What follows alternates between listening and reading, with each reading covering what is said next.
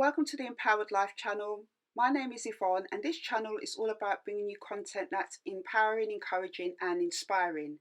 If you haven't subscribed to my channel, please hit the subscribe button and the notification bell so that you can be notified of any new uploads.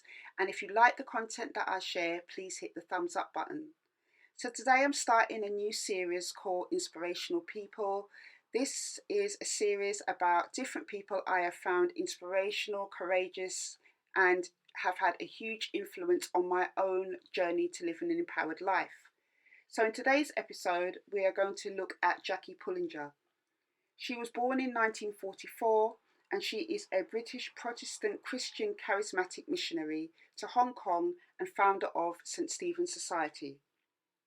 Jackie graduated from the Royal College of Music in London, having specialised in the oboe.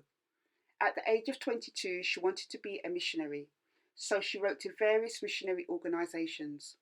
Unable to find support from missionary organisations, she then sought advice from Richard Thompson, a minister in Shoreditch, who told her that she should buy a ticket for a boat going as far as she could get and to pray to know when to get off the boat.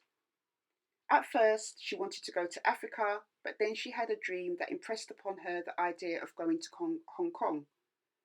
She followed the vicar's advice and went to Hong Kong by boat in 1966.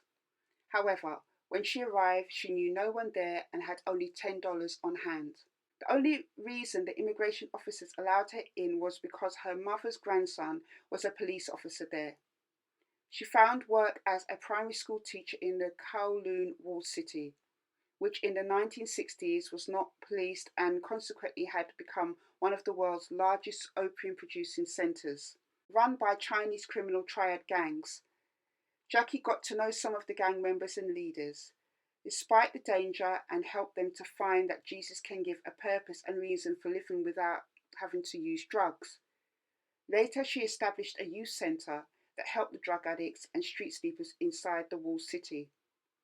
In 1981, she started a charity called the St. Stephen's Society, which provided rehabilitation homes for recovering drug addicts, prostitutes and gang members.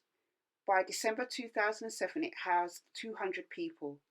The charity's work was recognised by the Hong Kong government, who donated the land for the rehabilitation homes.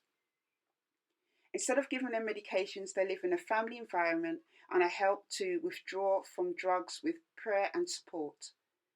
The early years of her Hong Kong ministry are chronicled in the book Chasing a Dragon, which was released in 1980, and her second book, Cracking the Wall, released in 1989.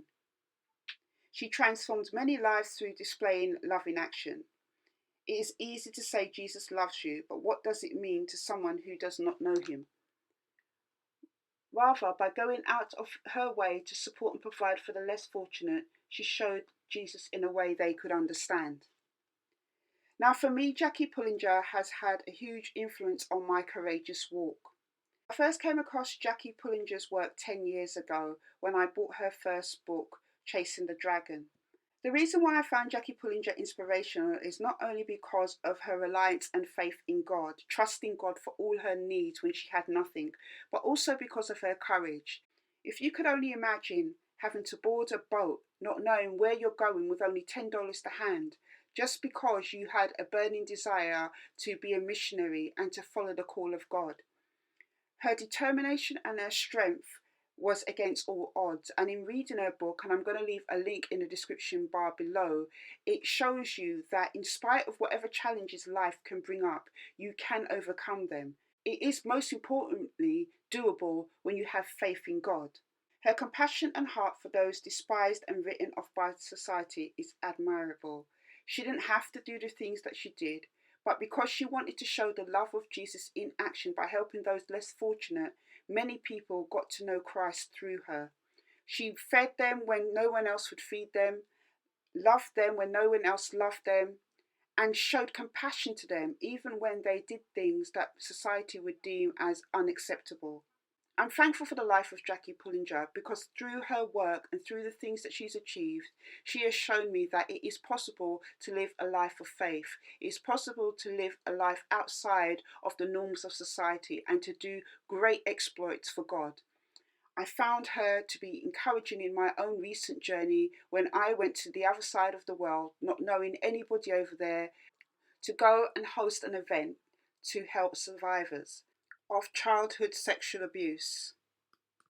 If it wasn't for reading her book again for the third time, I probably would have thought that it was impossible to go on the wing of faith to go and do something as amazing as that. But her book continues to encourage me to this day. She's a very private person. You won't find much information about her on the internet, but I will leave links to her books below.